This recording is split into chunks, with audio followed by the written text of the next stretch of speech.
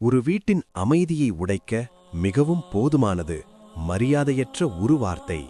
அல்லாஹ் கூறுகிறார், ஆண்கள் பெண்களுக்கு பாதுகாவலர்கள். சூரா நிசா 4:34. அல்லாஹ் கணவனை குடும்பத்தின் பொறுப்பாளராக அமைத்திருக்கிறார். நபிகள் நாயகம் ஸல்லல்லாஹு அலைஹி வஸல்லம் கூறினார்கள், ஒரு பெண் 5 வேளை தொழுது நோன்பு இருந்து தனது கற்பை காத்து கணவனுக்கு கீழ்ப்படிந்தால் அவள் சுவர்க்கத்தில் எந்த வாசலாலும் நுழையலாம். ஹதீஸ் முஸ்னத் அஹ்மத். கணவனை அவமதிப்பது அல்லாஹ் கொடுத்த பொறுப்பை அவமதிப்பதற்கு சமம்.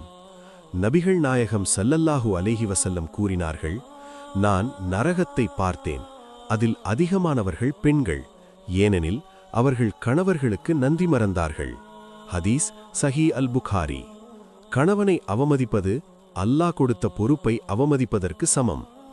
நபிகள் நாயகம் ஸல்லல்லாஹு அலைஹி வஸல்லம் கூறினார்கள், நான் நரகத்தை பார்த்தேன், அதில் அதிகமானவர்கள் பெண்கள், ஏனெனில் அவர்கள் கணவர்களுக்கு நன்றி மறந்தார்கள்.